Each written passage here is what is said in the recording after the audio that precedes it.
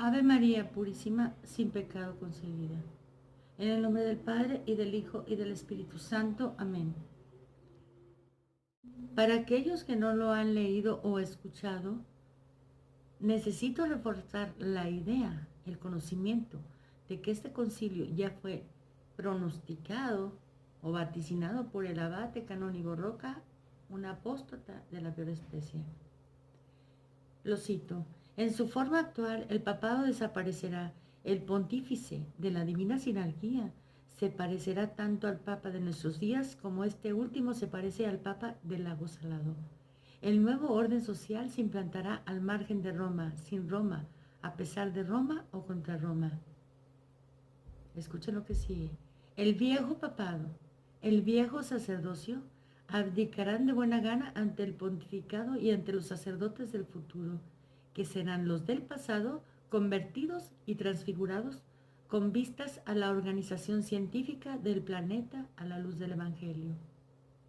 Y esa nueva iglesia, vuelvo a repetir, y esa nueva iglesia, esa iglesia montiniana, esa iglesia que cambió totalmente a raíz del concilio, aunque tal vez no deba conservar nada de la disciplina escolástica, lo acabamos de leer en el video anterior, y de la forma rudimentaria de la iglesia antigua, recibirá sin embargo de Roma la consagración y la jurisdicción canónica.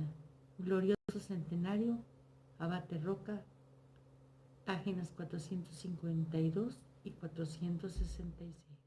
Este era el pretexto. Escuchemos. El papado de los viejos tiempos no tiene ya nada que decirles a los tiempos modernos, los cuales por otra parte no tienen oídos para oírle. El viejo papado no tiene ya nada que hacer en el nuevo orden social que ha de implantarse indefectiblemente. Pronunciando su propia caducidad, el papado romano declarará urbi et orbi que, habiendo terminado su misión y su papel de iniciador, se disuelve libremente en su antigua forma. Por eso entrega la tiara, deja el báculo. Nos lo hace notar el padre Luigi Villa, para dejar el campo libre a las operaciones superiores del nuevo pontificado de la Iglesia y del nuevo sacerdocio. Se prepara una inmolación que expiará solemnemente. El papado sucumbirá, morirá bajo el cuchillo sagrado que forjarán los padres del último concilio. Glorioso Centenario, Roca, página 13. Volveremos a citar a Bella Dodd, cuyo libro School of Darkness puede ser muy útil para quien quiera conocer más de su trabajo. Ella, en conferencia pública, una docena de años antes del Vaticano II, declaró que en la década de 1930 habían puesto 1,100 hombres en los seminarios para destruir a la iglesia desde adentro. La idea era que estos hombres fueran ordenados y progresaran a posiciones de influencia y autoridad como monseñores y obispos. Ahora mismo ellos se encuentran en los más altos niveles de la jerarquía, dijo. También dijo que estaban trabajando para traer sobre un cambio para debilitar la eficacia de la Iglesia contra el comunismo. Que estos cambios serían tan drásticos que después de un concilio la Iglesia quedaría irreconocible. La idea era destruir no la institución de la Iglesia, sino la fe del pueblo, e incluso usar la institución de la Iglesia, si fuera posible, para destruir la fe a través de la promoción de una pseudo religión, algo que se parecía al catolicismo, pero que no lo era. Una vez que la fe fuera destruida, se introduciría un complejo de culpa en la Iglesia. Bueno, lo acabamos de leer de parte de Pío XII. Ahora, para reforzar cuál es el trabajo del verdadero católico, ya sea obispo, cardenal, sacerdote o laico, escuchemos de nuevo el conmonitorio de San Vicente de Lérins, el católico verdadero y el hereje. De todo lo que hemos dicho, aparece evidente que el verdadero y auténtico católico es el que ama la verdad de Dios y a la Iglesia, cuerpo de Cristo. Aquel que no antepone nada a la religión divina y a la fe católica.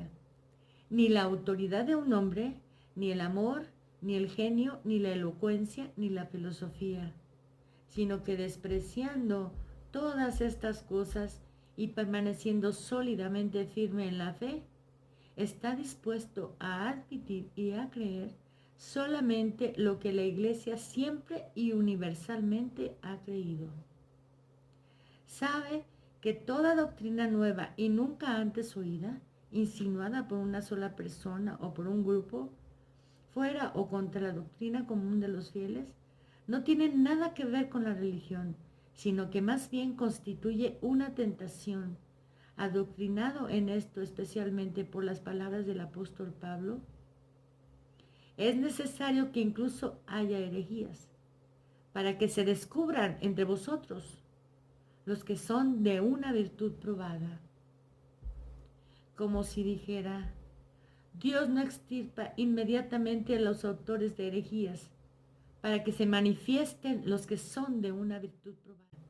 Y verdaderamente, apenas un viento de novedades empieza a soplar, inmediatamente se ve cómo los granos cuajados de trigo se separan y se distinguen de la cascarilla sin peso, y sin gran esfuerzo es arrojado fuera de la era, lo que no está sostenido por peso alguno. Algunos vuelan inmediatamente, otros, en cambio, trastornados y desalentados, temen perecer, pero se avergüenzan de regresar, apaleados como están y más muertos que vivos.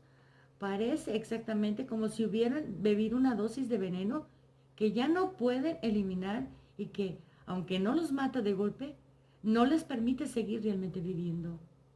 ¡Qué claridad, hermanos! Eso es lo que está pasando. Situación desgraciada. Cuántas aflicciones violentas, cuántas turbaciones les asaltan. Ya se dejan arrastrar por el error como de un viento impetuoso, ya se repliegan en sí mismos como olas en la tempestad y son arrojados en la playa.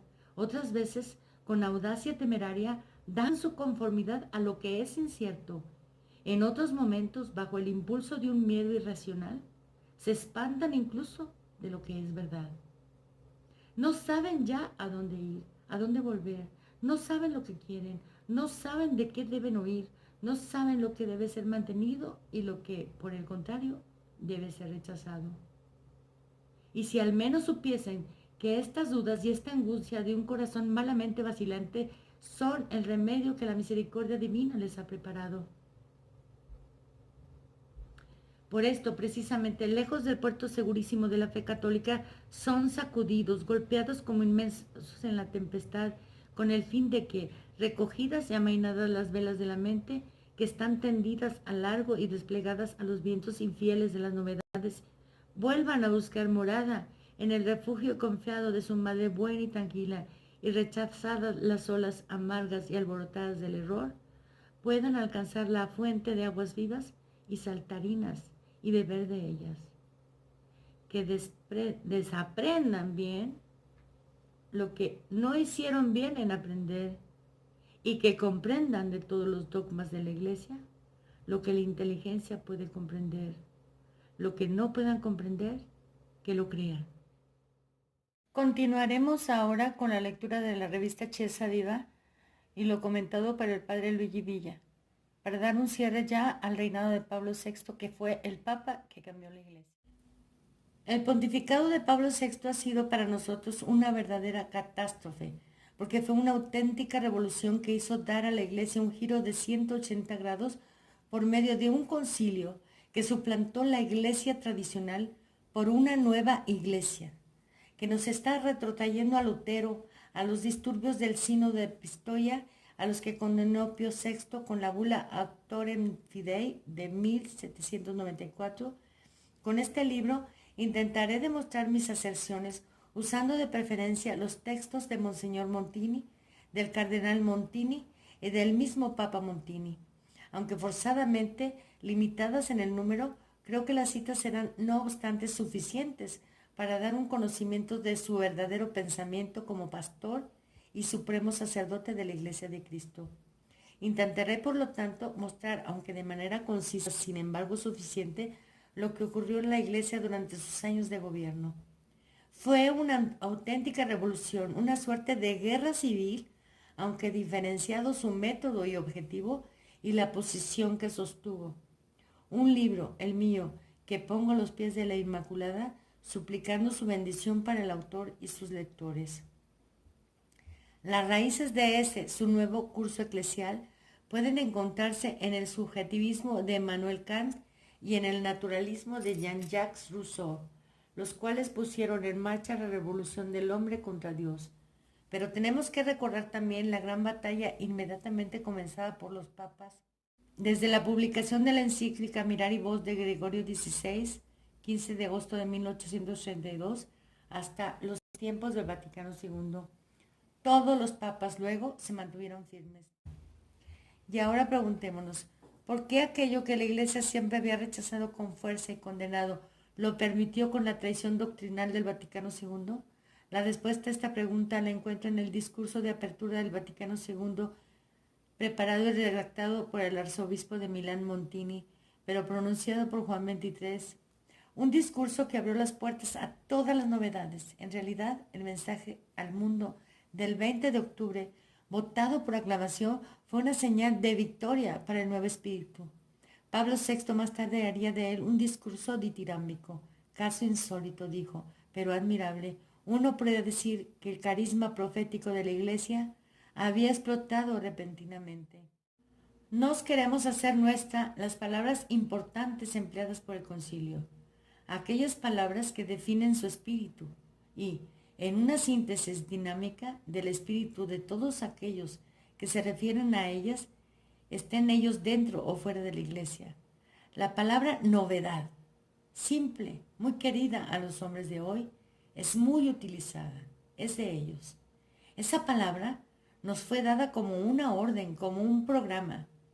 Viene a nos directamente de las páginas de las Sagradas Escrituras. Pues mirad, dice el Señor, yo creé nuevos cielos y nueva tierra. San Pablo repite esas palabras del profeta Isaías. Luego el Apocalipsis. He aquí que vengo, que hago nuevas todas las cosas. ¿Y Jesús nuestro Maestro no fue él mismo un innovador? Vosotros habéis escuchado lo que a la gente se le dijo en el pasado, pero ahora yo les digo, repitiendo el sermón de la montaña.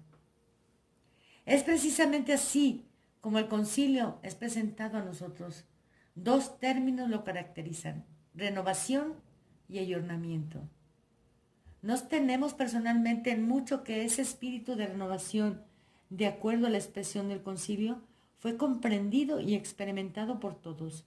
Responde a la característica de nuestro tiempo, completamente empeñado en una enorme y rápida transformación y generando novedades en todos los sectores de la vida moderna. En realidad, uno no puede negarse a esta espontánea reflexión. Si todo el mundo está cambiando, ¿por qué no cambia también la religión? Entre la realidad de la vida y el cristianismo, el catolicismo especialmente, no hay un desacuerdo, una indiferencia, una incomprensión, una hostilidad recíproca. La primera corre, la otra no se mueve. ¿Cómo podrán andar de acuerdo? ¿Cómo podrá la cristiandad pretender tener hoy alguna influencia sobre la vida? Y es por esa razón que la Iglesia ha emprendido algunas reformas, especialmente después del concilio.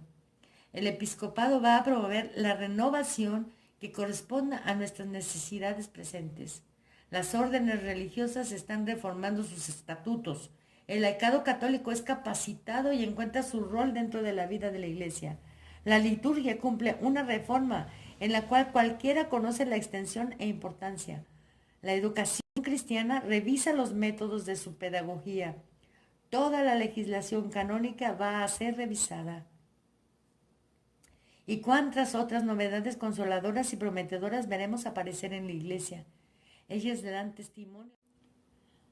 El desarrollo del ecumenismo, guiado por la fe y la caridad, dice por sí mismo del progreso casi imprevisible que ha sido alcanzado durante el curso y la vida de la Iglesia. La iglesia mira el futuro con su corazón repleto de esperanza, repleto de nueva expectativa en el amor. Nos podemos decir del concilio que marca la apertura de una nueva era. Es provechoso que examinemos con mayor diligencia esa frase del apóstol. Oh Timoteo, guarda el depósito, evitando las novedades profanas en las expresiones. Este grito es el grito de alguien que sabe y ama. Preveía los errores que iban a surgir y se dolía de ello enormemente. ¿Quién es hoy Timoteo sino la Iglesia Universal en general y de modo particular el cuerpo de los obispos, quienes ellos principalmente deben poseer un conocimiento puro de la religión cristiana y además transmitirlo a los demás? ¿Y qué quiere decir guarda el depósito? Estate atento, le dice, a los ladrones y a los enemigos. No suceda que mientras todos duermen, vengan a escondidas a sembrar cizaña en medio del buen grano que el Hijo del Hombre ha sembrado en su campo. Si se concediese, aunque fuera para una sola vez, permiso para cualquier mutación impía, no me atrevo a decir el gran peligro que correría la religión de ser destruida y aniquilada para siempre. Si se cede en cualquier punto del dogma católico, después será necesario ceder en otro, y después en otro, y en otro más, y así hasta que tales abdicaciones se convertirán en algo normal ilícito. Y una vez que se ha metido la mano para rechazar el dogma pedazo a pedazo, ¿qué sucederá al final sino repudiarlo en su totalidad? Si se empieza a mezclar lo nuevo con lo antiguo, lo extraño con lo que es familiar, lo profano con lo sagrado, en breve este desorden se difundirá por todas partes y nada en la iglesia permanecerá intacto, íntegro, sin mancha. Y donde antes se levantaba el santuario de la verdad pura e incorrupta, precisamente en ese lugar se levantará un lupanar de infamias y de torpes errores. Que la misericordia divina mantenga alejado de la mente de los suyos este crimen. Que esto no sea más que una locura de los impíos. La Iglesia de Cristo, custodio vigilante y prudente de los dogmas que le han sido confiados, no cambia nunca nada en ellos. Pero volvamos a la exhortación del apóstol. Oh Timoteo, guarda el depósito, evitando las novedades profanas en las expresiones. Evítalos, le dice, como se hace con una víbora, con un escorpión, con un basilisco, para que no solamente el contacto, pero ni siquiera su vista y su aliento te hieran. Ahora bien, ¿qué significa evitar? Con gente así no debéis ni tomar bocado. Primera de Corintios 3, 9. Y también, si alguno viene a vosotros y no trae esta doctrina, no le recibáis en casa ni le saludéis. 2 de Juan 10, 11. Porque quien le saluda participa en sus acciones perversas. El apóstol nos habla de novedades profanas en las expresiones. Ahora bien, profano es lo que no tiene nada de sagrado ni religioso, y es totalmente extraño al santuario de la iglesia, templo de Dios. Las novedades profanas en las expresiones son, pues, las novedades concernientes a los dogmas, cosas y opiniones en contraste con la tradición y la antigüedad. Su aceptación implicaría necesariamente la violación poco menos que total de la fe de los santos padres. Llevaría necesariamente a decir que todos los fieles de todos los tiempos, todos los santos, los castos, los continentes, las vírgenes, todos los clérigos, los levitas y los obispos, los millares de confesores, los ejércitos de los mártires, un número tan grande de ciudades y de pueblos, de islas y provincias, de reyes, de gentes, de reinos y naciones, en una palabra, el mundo entero incorporado a Cristo, cabeza, mediante la fe católica, durante un gran número de siglos, ha ignorado, errado, blasfemado, sin saber lo que debía creer. Evita pues las novedades profanas en las expresiones, ya que recibirlas y seguirlas no fue nunca costumbre de los católicos y sí de los herejes. Para terminar, yo quiero hacer una aclaración. Después de haber hecho estas lecturas, después de enterarnos cómo la Iglesia nos indica que nos debemos separar de los herejes como si fueran víboras, y esto mismo lo repite la bula Cum ex Apostolatus Officio. No veo de qué manera los que reconocen y resisten puedan justificar su unidad con esta iglesia conciliar que no es la iglesia católica, que se dice ser la iglesia católica, pero tiene todo diferente. Es una construcción de los hombres, como dice Ana Catalina Emmerich, en ella todo viene de la tierra y va a la tierra, no es hacia Dios. Es la iglesia de los apóstatas que quieren hacer un cuerpo fuera del cuerpo de Cristo.